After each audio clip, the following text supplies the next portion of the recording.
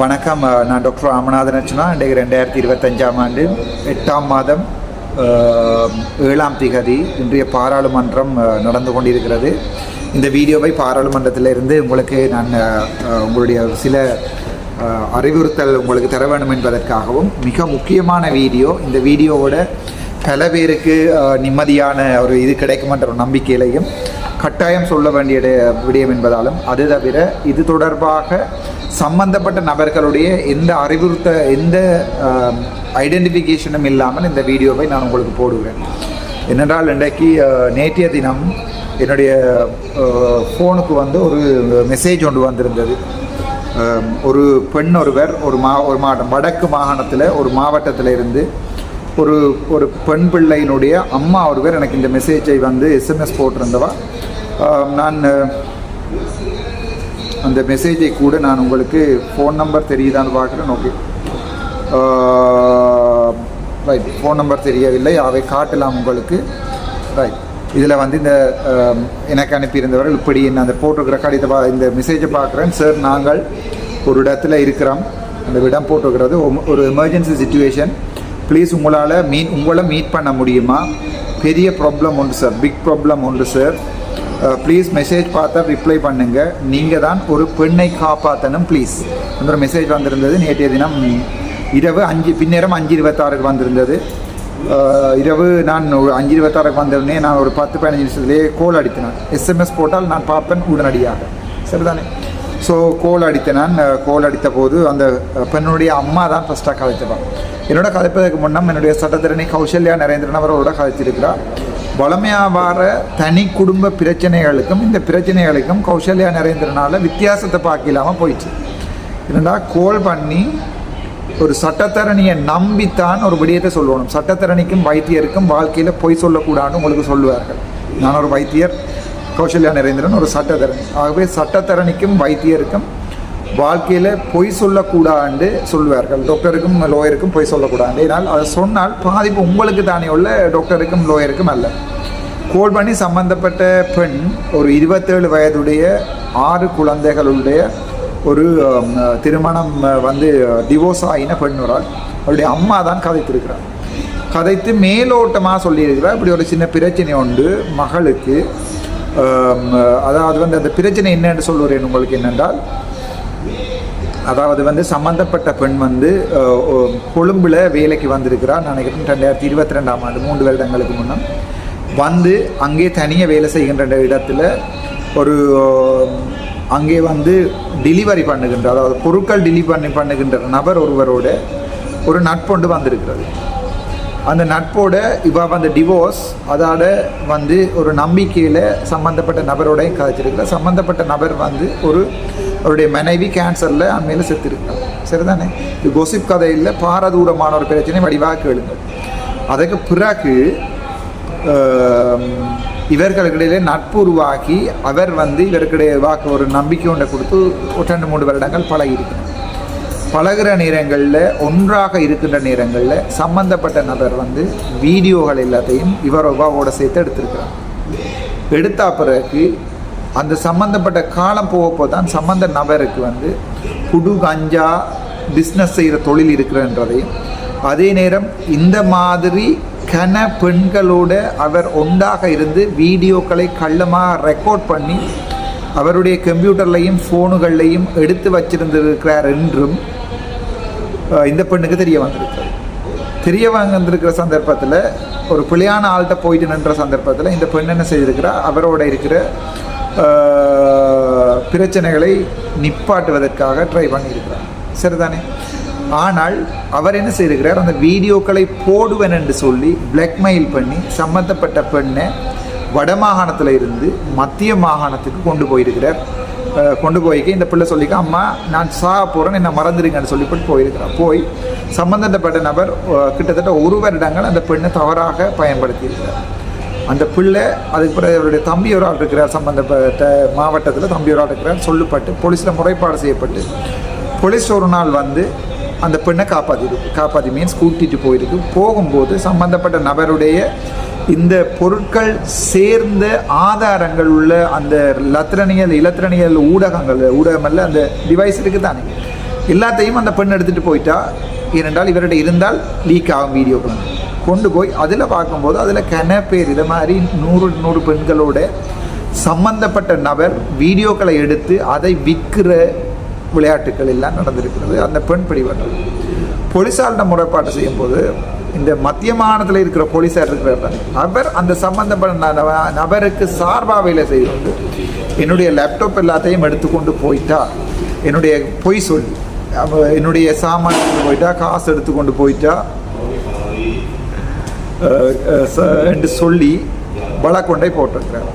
இந்த பெண் இங்கே வந்து வழக்கொண்டை போடுவதற்காகத்தான் ட்ரை பண்ணிக்க கௌசல்யா கொடுக்க. கௌசல்யாவுக்கு சொல்லிக்கல விடயத்தை ஒரு சட்டத்தரணியை நம்பி நீங்கள் ஒரு விடயத்தை சொல்லணுமாம்மா. ஏனென்றால் அது யாராக இருந்தாலும் ஒரு வைத்தியரை என்ன நம்பிக்கை இல்லைன்னா சம்மந்தப்பட்ட நபருக்கு எடுக்கக்கூடாது. எடுத்து சும்மா மேலாட்டமாக செய்து நீங்கள் டாக்டர்கிட்ட கதைச்சி ஒரு ஹெல்ப் பண்ணலாமான்னு கேட்டால் யாருமே எனக்கு அப்போ கௌசல்யா பேசியிருக்குது. இல்லை நீங்கள் தேவைன்னா வாங்கோ, நான் உங்களுக்கு இங்கே வந்து யாழ்ப்பாணத்தில் உள்ள பெரிய சீனியர் டிஏஜியோட ஒன்றை கதைச்சி இந்த பிரச்சனையை முடிச்சு தரோன்னு சொல்லியிருக்குது. இவைக்கு பயம். அதில் கௌசல்யாவில் நம்பிக்கை இல்லாதால கௌசல்யாவோட கதைச்சிட்டு கௌசல்யாவும் ஏதோ மேலோட்டமாக கதைச்சி போட்டு பேசி போட்டு வச்சுட்டு உங்களுக்கு எங்களை நம்பிக்கை இல்லைன்னா இப்போ எந்த கோல் எடுக்கிறீங்கன்னு வச்சுட்டேன். இவ எனக்கு மெசேஜ் போட்டிருக்கிறார்கள், நான் கதைத்தினான். ஆனால் நான் கதைக்கின்ற போது அவர்கள் என்னை நம்பி முழு விடியம் சொல்லியிருக்க. நான் சொன்னேன், நான் பிள்ளை பக்கத்தில் நிற்கிறாவாண்டா ஓமன். நான் சொன்னேன், நான் கதைக்கிறத லவுட் ஸ்பீக்கரில் போடுவோம், நாங்கள் அடல்ட் தானே, ஆகவே அதோட நான் ஒரு வைத்தியர், ஆகவே நீங்கள் பயப்பட தேவையில்லை, நான் கதைக்கிறத நீங்கள் லவுட் ஸ்பீக்கரில் போடுவோம்னு சொல்லி நான் கதைச்சு ஒரு நிமிடத்தில் பிள்ளைக்கு ஒரு நம்பிக்கை வந்திருக்கு. அதே போல் அந்த பிள்ளை டாக்டர் நான் சாக போகிறோம், என்னை கொலை செய்ய போகிறாங்க, காப்பாற்றுங்கோன்னு சொல்லி அந்த ஃபோனில் அழுது. நான் ஒரு நம்பிக்கை ஒன்றை கொடுத்தேன். நான் இதுதான் ராமநாதன் அர்ச்சனாவோட அரசியல். நீங்கள் எனக்கு இந்த விஷயத்தை சொல்லிட்டீங்கள், நான் இந்த விஷயம் தொடர்பாக நான் ஜெயிலுக்குள்ளே போனாலும் உங்களை காட்டி கொடுக்குறதோ அல்லது உங்களுடைய பேரை வெளியால் சொல்கிறதோ அல்லது உங்களுடைய எதிர்காலத்தை நாசமாக்குற வேலையை ராமநாதன் அர்ச்சனா ஒருபோதும் செய்ய மாட்டான். ஆகவே நீங்கள் பயம் இல்லாமல் முழு விடயத்தையும் உண்மையாக சொல்லுங்கள். கிட்டத்தட்ட ஒரு மணித்தியாலம் நேற்று முழு விடயங்களும் உண்மையாக எனக்கு சொல்லப்பட்டது. நான் சொன்னால் உண்மையை சொன்னால் தான் நான் சரியான நடவடிக்கை எடுக்கிறேன். ஸோ நேற்றைய தினம் நான் படுக்கைக்குள்ள இரவு 11:30-12 மணி அந்த பிள்ளையோட கதைச்சு நான் சொன்னேன், அந்த இருக்கிற ஃபோனில் இருக்கிற எல்லாத்தையும் எனக்கு அனுப்ப சொல்லணும். ஸோ நான் உங்களுக்கு காட்டுறேன், சரிதானே?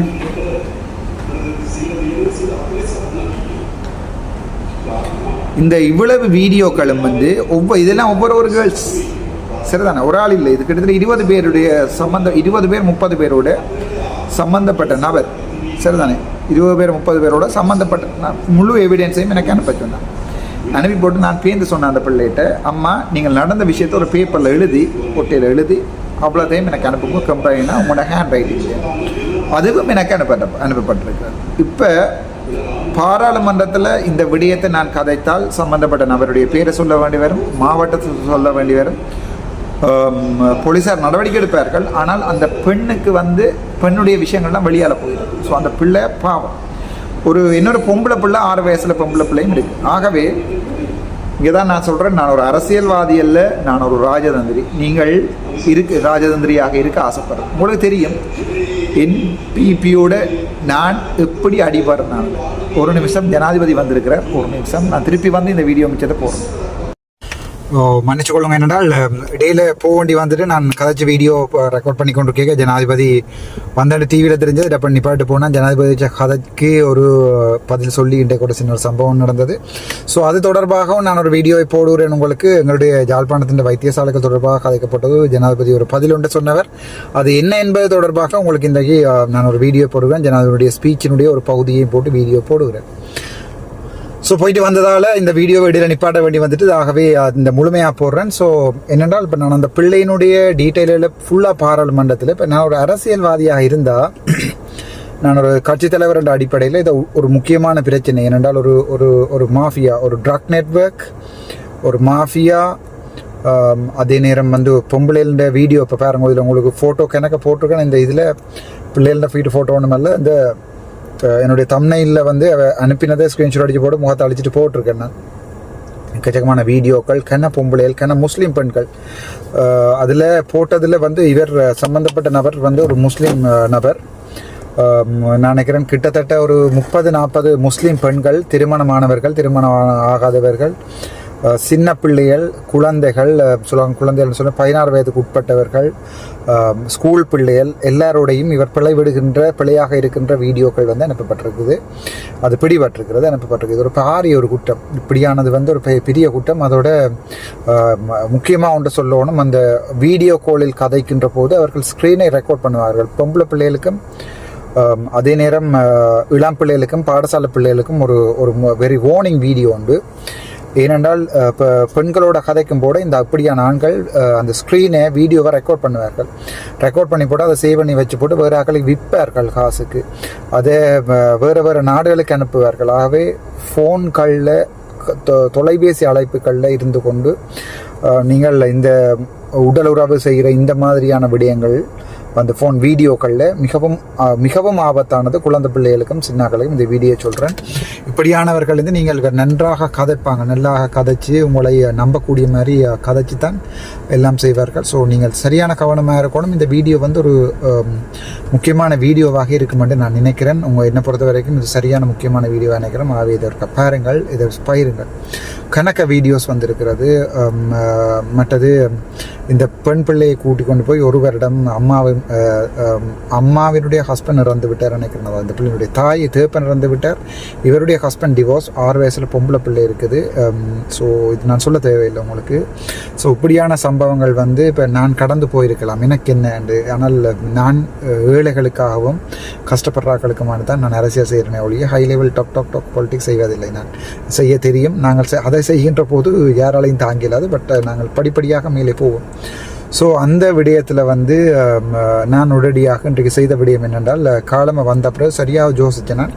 சபாநாயகரை போய் சந்தித்து இந்த விடயத்தை சந்திக்க அப்பாயின்மெண்ட் எடுத்துகிட்டு விடிய 9 மணிக்கு பிறகு யோசிச்சான். இல்லை, பிரதி சபாநாயகர் அவர் ஒரு எங்கள்ட ரிஸ்விஷாலி நல்ல ஒரு பாராளுமன்ற உறுப்பினரும் பிரதி சபாநாயகர் வைத்தியர் வேறு, அவரை சந்தித்து இந்த வீடியோக்களை காட்டுமான்னு பார்த்தேன். பெண்ணும் அதை பாராளுமன்றத்தில் கதைக்கிறதா இல்லையா என்பது தொடர்பாக நான் கன்ஃபியூஸ் ஆகினேன்.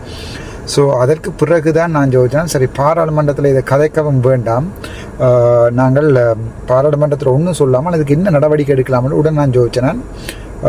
சரி, அந்த உடனடியாக பெண்கள் குழந்தைகள் அமைச்சர் சாவித்ரி சரோஜினி போல்ராஜ் நினைக்கிறேன், போல்ராஜ் சரி சரோஜா போல்ராஜ், சாவித்ரி சரோஜா நினைக்கிறேன், மன்னிக்கோணும் அமைச்சர் அவர்களை, எனக்கு எக்ஸாக்டாக பேரை மறந்துட்டேன். ஸோ அவரிடம் இந்த கேன்டீனில் நான் போய் சாப்பிட்டு கொண்டு வந்தேன். அவரோட கதைக்கிறதுக்காண்டி ஜோதிச்சு கொண்டிருக்கேன். அவள் வந்து கைகளை வந்து நான் உடனே போய்ப்பேன். இன்னும் சண்டே பாராளுமன்றத்தில் நான் அவாக்கெல்லாம் பேசியிருக்கிறேன். இது நேருக்கு எதிராக எல்லாம் பேசியிருக்கிறேன். அவள் சில நேரம் பிள்ளைகளை வீடியோவாக அடித்து கூட போட்டிருக்கேன். நான் முதல்ல ஒரு பிள்ளை இங்கே தெய்வாலையில் அந்த விழுந்து செத்த சம்பந்தமாக கூட நான் வீடியோ ஒன்று போட்டிருக்கேன். பிள்ளை விட்டுருக்கிற அதை இப்போ நான் வந்து கதையும் கொண்டு சொல்லி சொன்னேன்றதெல்லாம் வந்து ஒரு என்னென்னு சொல்கிறது, ஒரு நாங்கள் அமைச்சர், நீங்கள் இப்போ நாங்கள் மக்களுடைய தெரிவு செய்யப்பட்ட இது ஒன்றும் படித்து வர பதவிகள் இல்லை. ஆகவே நாங்கள் தான் சம்மந்தப்பட்ட இடத்துக்கு போகணும். அதுக்கான தான் இந்த அமைச்சு பதவிகள் வந்து கடவுள் உங்களுக்கு கொடுத்துருக்கிறார். உங்களுடைய திறமைக்கும் உங்களுடைய நல்ல குணத்துக்கு தான் இப்படியான விடயங்கள் வந்து சேரும். ஸோ இதை நாங்கள் சரியாக பாவிக்கணும். ஆகவே அவளோட காஞ்சி நான் கதைக்கிறேன். நான் இப்போ ஒன்று படையை கொள்ளணும். இப்போ இன்றைக்கு கேன்டீனில் நேற்று சண்டை பிடிச்சி அவ்வளோ பாராளுமன்ற உறுப்பினர்கள் இன்றைக்கு சிரிச்சு காய்ச்சினாங்க. ஸோ இதில் நீங்கள் நினைக்கக்கூடாது இவங்கெல்லாம் வாழ்க்கையில் அடிபட்டு மொத்த தூக்கிக்கொண்டு இருப்பாங்கன்னு நினைக்கக்கூடாது. இதுதான் அரசியல். ஸோ நான் அவளோட காய்ச்சி அக்கா ஒரு விஷயம் கதைக்கணும் பண்ணி போட்டு ஃபோனில் இருக்கிறத தான் கடை காட்டினேன். காட்டி அக்கா ஷோட்டாக சொன்னான், இப்படிலாம் பிரச்சனையாக என்ன செய்கிறேன்னு சொன்னால் பொறப்பு தம்பி, நான் இதை போய் எங்களோட போலீஸ் அமைச்சர்கிட்ட சொல்கிறேன். யார் ஆனந்த விஜயபால்கிட்ட. ஸோ அவர்கிட்ட சொல்கிறேன். அவள் வந்து இப்போ ஆப்போசிட் சைட், இப்போ எங்கள்ட பாராளுமன்ற அமர்வில் நான் இங்கே முதல் வரியில் இருப்பேன், நான் அங்கால முதல் வரியில் இருப்பேன். சைகையில் கதைக்கலாம் ஒழிய குறுக்க போய் அங்கால கதைக்கல. கதை சரி, நான் அரசாங்க கட்சியாக போயிடுவேன். ஸோ அதனால் வந்து நான் அக்கா போய் அவள் போய் பாராளுமன்ற அமைச்சர் போய் எங்களுடைய மற்ற அமைச்சர்கிட்ட போலீஸ் அமைச்சர்கிட்ட சொல்ல. அப்போ நான் சொன்னேன், நான் ஃபோன் எடுங்கண்ட இந்த அவர் நம்பர் இருந்தது. அவர் சொன்னார், வெளியே வா பூ கதைப்பமண்டு. இத்தனைக்கும் இவ்வளோ விஷயமெல்லாம் அவங்க அடிபட்டிருக்கான்னு ஜோதிச்சு பாருங்க. சார் தானே பாராளுமன்றத்தில் அவரோடையெல்லாம் அடிபட்டிருக்கேன். ஏனென்றால் இது மக்களுக்காகப்படுற அடிபாடு ஒழிய இது ஒரு நாளுமே என்னுடைய தனிப்பட்ட இண்ட வரைக்கும் எந்த அமைச்சர்கிட்டையும் என்னுடைய தனிப்பட்ட உதவிகள் கேட்டதே இல்லை. நான் நினைச்சிருந்தாலும் என்னுடைய வழக்குகள் அது எழுதுனேன் இவ்வளோலாம் கேட்டிருக்கலாம். இண்ட வரைக்கும் சுத்தமான வாழ்க்கையில் ஒரு உதவியும் யார்கிட்டையும் கேட்டதில்லை. அப்போ வெளியில் வேற, அப்போ வெளியில் போய் அவரோட காய்ச்சன், அப்போ காய்ச்சிட்டு அண்ணன் இப்படி பிரச்சனை ஐயான்னு சொல்லி இப்படி காய்ச்சி போட்டு இப்படி இப்படி முழு வீடியோவையும் காட்டி இந்த இது எல்லாத்தையும் காட்டி அவசரமாக உதவி செய்யுங்க உங்களுக்கு. இது என்னுடைய தனிப்பட்ட பிரச்சனை இல்லை. தனிப்பட்ட பிரச்சனைன்னு சொன்னால் நான் ஆளுங்கட்சியினுடைய பக்கம் உள்ள சேம்பரில் வந்து வாழ்க்கையில் கதைக்க மாட்டேன். மற்ற பக்கத்தில் வந்து அது வந்து ஆளுங்கட்சியினுடைய பக்கம். இதை நீங்கள் ஹெல்ப் பண்ணுங்கன்னு சொல்ல ஓகே பொறுப்பு வாரேன்னு போட்டு உடனே போலீஸில் அந்த பெண்கள் தொடர்பான போலீஸுக்கு உடனே கோல் எனக்கு முன்னால் கோல் அடித்து நான் உங்களுக்கு ஒரு எவிடன்ஸ் அனுப்புகிறேன், இதுவும் அனுப்புகிறேன், சம்மந்தப்பட்ட போலீஸோட போய் கதைச்சு போலீஸ்கிட்ட இந்த அரெஸ்ட் பண்ண வேண்டாம் என்று சொல்லி உடனடி நடவடிக்கை எனக்கு முன்னால் கோல் எடுத்து அதுக்கப்புறம் இந்த ஃபுல் டீட்டெயிலும் அனுப்பினேன். திருப்பி ஒரு 20 மினிட்ஸில் ஃபோன் எடுண்டு ஒரு கார்டினர் முன்னுக்கு நான் சொன்ன ஃபோன் எடுத்து ஹலோ அண்ணான்னு சொல்ல இது சரி எல்லாம் கதைச்சி விட்டுருக்கு, ஸோ டோன்ட் வரி, எல்லா விடயமும் கதைக்கப்பட்டிருக்கிறதால விஷயம் நடக்கும், பயப்பட வேண்டாம். அதுக்கு பிறகு சம்மந்தப்பட்ட பொம்பளை பிள்ளைகிட்ட கால் பண்ணி அவருடைய தம்பிக்குன்னு சொன்னேன், நம்ம பயப்பட வேண்டாம், போலீஸாக வரைக்கும் போயிருக்கு, நீங்கள் முழு சப்போர்ட்டையும் சொல்லி உங்களுடைய பிரச்சனையை சொல்லி போலீஸில் கம்ப்ளைண்ட் போட்டு பார்த்துக்கொள்ளுங்க. ஸோ இது வந்து இப்போ நேற்றைய தினம் நானும் கௌசல்யாவும் கதை கேட்கல, இந்த விஷயத்தை கையில் எடுக்கிறதா இல்லையான்னு கேட்கல. கௌசல்யா வந்து இல்லை அக்கறை இருக்கிறதால இல்லை இது தனிப்பட்ட பிரச்சனை, இதுக்கு நீங்கள் போய் முகங்களை கொடுத்து கடைசியாக உங்களோட பேர் கெட்டு போயிடும். உங்களுக்கு தெரியுமே பாராளுமன்ற உறுப்பினர் ஒரு ஆளுடைய பேரை சொல்லி காய்ச்சி பிரச்சனை எல்லாம் வந்தது. ஸோ இதை கதைக்க வேண்டாம் என்று சொல்லி எனக்கு நேரடியாக என்னோட சண்டை இந்த வரைக்கும் என்ன ஃபோன் எடுக்கல, இதை விடுங்கோ, இது செய்ய வேண்டாம். தான் கதைச்சினா தன்னோட கூட உண்மையை சொல்லி கதைக்கல. ஸோ இப்போ நான் சொன்னேன் இல்லையம்மா, அதை நீங்கள் கதைச்ச விதத்தில் சில நேரத்தில் உங்களோட நம்பிக்கை இல்லாமல் அவள் பயந்து போய் சொல்லாமல் இருக்கணும். ஸோ நான் கதைச்சிருக்கிறேன். என்னோட கௌசல்யாவுக்கும் ஒரு முறை ஒரு காலத்தில் இந்த பிரச்சனை வந்தது. ஸோ அந்த வேலைகள் அவாக்கும் தெரியும், எனக்கும் தெரியும். ஸோ நேற்று சண்டை அவள் சொன்னா இல்லை இது நம்ப இல்லாது, அவள் வந்து லோயர் தானே, இப்போ எல்லாரையும் சந்தேக கண்ணோட தான் பார்ப்பாள். இப்போ நான் சொன்னேன் இல்லை எனக்கு அது சரி மாதிரி படுது, போகிறவங்க பார்ப்பேன். விடிய அந்த பிரச்சனை முடிக்கப்பட்டிருக்கிறது. இப்போ அது போலீஸ்காரருக்கு எல்லாம் அழைப்புகள் போய் இப்போ சரியான வேலையில் நடந்து கொண்டு சம்மந்தப்பட்ட நபர் கைது செய்யப்படுவார், சம்மந்தப்பட்ட நபருக்கு சட்ட நடவடிக்கை எடுக்கப்படும். ஸோ இதில் நான் சொல்கிறது முக்கியமான விடயம் என்றால் இப்படியான விடயங்கள் நீங்கள் என்னோட கதை கேட்கலையோ கௌசல்யாவோட கதை கேட்கலையோ நேராக கௌசல்யாவோட ஆஃபீஸில் போய் கழிச்சு நம்பி விடயங்களை சொல்லுங்கள். சொன்னால் தான் நான் உங்களுக்கு உண்மையான விடயத்தை எடுக்கலாம். இப்போ நான் அந்த பிள்ளைகிட்ட கேட்டேன், அம்மா உங்களோட நீங்கள் பிள்ளை விடுற அந்த வீடியோக்கள் எல்லாம் அவர் எடுத்து வராண்டா, அப்படி பிள்ளையான நேரங்களில் அப்படி செய்து கொண்டு கேட்கல, அவர் எடுத்தவர் வீடியோ ஃபோன் அங்கே வச்சு இங்கே வச்சு எடுத்தவர். பிறகுதான் இவர் அனுப்பப்பட்ட வீடியோ பார்த்தால் இவர் கேத்தலுக்கு இல்லை, தண்ணி போத்தலுக்கு இல்லை, கேத்தலுக்கு இல்லை, டெடிபியருக்கு இல்லை, மற்றது இந்த கூரைகளில் எல்லா இடமே இந்த கேமராக்கள் வச்சு வீடியோ எடுத்துருக்கிறார். ஸோ அந்த வீடியோவில் என்னோட வந்திருக்குது ஃபோனில் அதுக்குள்ள சரி அப்படி இப்படி. இப்போ கிணப்பிள்ளைகள் உடுப்பில் பாத்ரூமில் இவரோட பிள்ளையாக இருந்து போட்டு எழும்பி போய் உடுப்பு மாத்தைக்குள்ள அந்த வீடியோக்கள் நம்ம எடுத்துருக்கிறார் அவர். ஸோ அந்த வீடியோக்கள் முழுக்க இவர் ரெண்ட்டை வந்திருக்கு. இவர் கிட்டத்தட்ட 20-30 பேரோட அந்த இது. அப்போ இது ஒரு நெட்ஒர்க், இது காசுக்கு விப்பின வெளிநாடுகளில். அப்போ இது வெளிநாடுகளில் இது வரும், இந்த வீடியோக்கள் ஃபோட்டோக்கள் வெளிநாடு வெப்சைட்டில் வரும். ஸோ ஒவ்வொரு பொம்பளை பிள்ளைகளுக்கும் மிகவும் கவனமாகவும் மிகவும் ஸ்ட்ராங்காகவும் இந்த மெசேஜ் என்னென்றால், நீங்கள் பிடிபட்டு இப்படியெல்லாம் வந்து வெளியால் வந்து தூக்கு போட்டு சாகிறதுலையோ இல்லாட்டி அது பிறகு தொடர்ந்து பயந்து கொண்டு அவர் சொல்கிற எல்லாத்தையும் செய்து கொண்டாலும் பெரிய யோசனை இல்லை. அப்படியாக உங்களுக்கு பிரச்சனை ஒன்று இருந்தேன்டா நீங்கள் எனக்கு நேரடியாக கௌசல்யாவோட போய் சந்தித்து கௌசல்யாட்ட சொல்லுங்க பிரச்சனைகளை. பட் நீங்கள் எங்களுக்கு உண்மையை சொல்லணும். 2வது நீங்கள் யாருன்னு தெரியணும். 3வது உங்களோட கைப்பட கடிதம் ஒன்று எழுதி தரணும். பட் நான் அந்த கடிதம் எல்லாத்தையும் வெளியே யாருக்கும் போட போகிறது இல்லை. கைப்பட கடிதம் ஒன்று எழுதி தரணும். இப்படி நடந்தேன்டா அது கௌசல்யாவோட சட்டத்திறனி வந்து சைன் பண்ணி என்னடா எங்களுக்கும் பாதுகாப்பு வேணும். சில நேரத்தில் பொய்யொன்று சொல்லி பிளான் பண்ணி எங்களை யாராவது மாட்டலாம். ஆகவே நாங்கள் ஒவ்வொரு விடயத்திலையும் கவனமாக இருப்போம். பட் நீங்கள் இந்த விடயங்களை எங்களுக்கு உண்மையாக சொல்லுகின்ற சந்தர்ப்பத்தில் எந்த பெண்ணுக்குமோ எந்த குழந்தை பிள்ளைக்கும் என்ன நடந்து நடப்பேன். நேற்று கௌசல்யாவோட 11 வரைக்கும் ஃபோன் பண்ணி கதைச்சு அடிபாடு. கௌசல்யா சொன்னால் இதை எடுக்க வேண்டாம், இந்த பிரச்சனை எடுக்க வேண்டாம், பிரச்சனை வரும், பாராளுமன்றத்தில் கதைக்க வேண்டாம். ஏற்கனவே கதைச்சு அதை உள்ள பெண்கள் அமைப்புகள் எல்லாம் உங்களுக்கு தெரியும், உள்ள பெண்கள் அமைப்புகள் எல்லாம் அதை தூக்கி பிடிக்கணும்னு தெரிஞ்சேன். நான் சொன்னான் இல்லை, அதை அவையிட பிஸ்னஸ், அவையிட பொலிட்டிக்ஸ். இப்போ ஸ்வஸ்திகா அரண்லிங்கம் வந்து நான் அந்த ஒரு விடயம் சம்பந்தமாக கதைச்ச தொடர்பாக என்னை பற்றியெல்லாம் போஸ்டர்லாம் போட்டு ஒரு கொஞ்சம் பெண்களுக்காண்டி குளர்றமன்ற ஒரு கொஞ்சம் பேர் இருக்கு. நம்ம இதை பேர் கொழும்பில் உள்ள அந்த இவ காலங்காலமாகவே இந்த பொலிட்டிக்ஸ் செய்து கொண்டு திரிகிறார்கள். ஸோ அவை வந்து என்னை பற்றியெல்லாம் ஃபேஸ்புக்கில் எல்லாம் எழுதி நான் ஒரு பெண்ணின் பேரை சொல்லி போட்டுலாம் எழுதி பெரிய கூத்தெல்லாம் அடித்து நான் கணக்கெடுக்கிறேன். அவை குளறினம் என்பதற்காக நாங்கள் ஏழை பிள்ளைகள் இப்போ உங்களுக்கு தெரியும் கிளிநொச்சியில், ஜாழ்ப்பாணத்தில், மன்னரில், முல்லைத்தீவில் எல்லா இடங்களுமே ஏழ்மை வறுமையான பெண்கள் இருக்கிறார்கள். ஸோ அப்படி அவர்கள் இருக்கின்ற சந்தர்ப்பத்தில் என்னென்றால் இப்படியான நுண்கடன்களுக்கு போகிறது, ஃபேஸ்புக்கில் டிக்டாக்ல ஃப்ரெண்ட் ஆகிறது, ஃபேஸ்புக்கில் ஃப்ரெண்ட் ஆகிறது, மற்றது யூடியூப்பில் ஃப்ரெண்ட் ஆகலாம், வாட்ஸ்அப்பில் ஃப்ரெண்ட் ஆகிறது, ஃபோன் நம்பரில் எடுக்கிறது, இப்படியான விடயங்கள் நடக்கும். ஸோ இப்படியான விடயங்கள் நடக்கல நீங்களும் யோசிக்க வேணும். சில விடயங்களை செய்யல வயசு காரணமாக வயசுன்னு சொல்லலாத அதில் 45-50 வயசு ஆக்களும் இருக்கணும். அதில் வயசில் உங்களோட ஹோமோன் பிரச்சனை காரணமாக நீங்கள் பிளவிடுகின்ற போது பிளவிடுகின்ற போது இப்படியான வீடியோக்கள்லாம் எடுக்கப்படும். எடுத்து அவங்கள அதை பாவிக்க தொடங்கினா பிறகு நீங்கள் சூசைட் பண்ணுறதாலேயோ இல்லாட்டி திருப்பி மன உளைச்சலுக்குள்ளாரையிலேயோ பிரயோசனம் இல்லை. முதலே கவனமாக இருக்கணும். ஒவ்வொரு பொம்பளை பிள்ளையிலும் இந்த விடயங்கள் உங்களுடைய நண்பர் உங்களோட சேர்ந்து தேவையில்லாமல் ஒரு கட்டிப்பிடிச்சு வாயில் கிஸ் பண்ணுற மாதிரி ஒரு வீடியோ எடுக்கிறார் என்றால் சம்திங் ராங். ஒரு நல்ல ஒருத்தன் ஒரு பெண்ணை உண்மையாக லவ் பண்ணுறவன் பயப்படுவான். இப்படி எடுக்கல நாளைக்கு இந்த வீடியோ லீக் ஆகிட்டேன்னு சொன்னால் இவ்வளோ பிரச்சனையாக போயிடும். தண்டமானவன் போய் அந்த பிள்ளைண்டமானவன் போய் எல்லாம் போயிடும். ஆகவே ஒரு நல்லவன் ஒருத்தன் பிள்ளையான விடயங்களில் ஒரு வீடியோக்களை எடுத்து எவிடன்ஸ் ஆக மாட்டோம். சும்மா நாங்கள் ஒரு ஞாபகங்களுக்காண்டி ஃபோட்டோக்களை எடுத்து வைக்கிறது வேறு. ஆனால் நாங்கள் இப்படி செய்யக்கில் வீடியோ எடுத்து வைப்போம். அந்த வீடியோவை பார்க்கல பேருந்து பிறகு பார்க்குறதுக்காண்ட இல்லை வீடியோ காலில் நான் வெளிப்படையாகவே கதைக்கிறேன். வீடியோ காலில் நான் இங்கே வந்து ஒரு சுய இன்பம் காணிக்கல, அங்கே வீடியோ காலில் மற்ற சுய இன்பம் காண்றது. இப்போ இதெல்லாம் நீங்கள்லாம் அடல்ட்டான இதில் பார்ப்பீங்க. ஆகவே நான் இந்த விடயத்தை வந்து மிகவும் கரிசனண்டியாக சொல்கிறேன். இது சமூக பொறுப்பு வாய்ந்த பிரச்சனை. இப்படியான விஷயங்களை செய்து முடிஞ்ச பிறகு அதுக்கு பிறகு நாங்கள் குளறி கத்தி பிரயோசனம் இல்லை. ரெண்டாவது இப்படியான விடயங்களை நீங்கள் மாட்டுப்பட்டீங்கன்னு நீங்கள்டா துணிஞ்சு நீங்கள் கௌசல்யாவோட போய் கதைக்கலாம் சட்டத்தரணியோட. பட் உண்மையை சொல்லுங்க.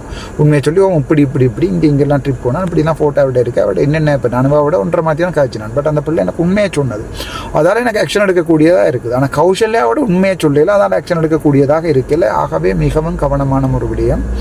அதோட கடைசி வார்னிங், ஒரு லாஸ்ட் வார்னிங் கொண்டு சரியான பாதுகாப்பாக நீங்கள் இருக்கணும். நன்றி, வணக்கம். டாக்டர் ராமநாதன்.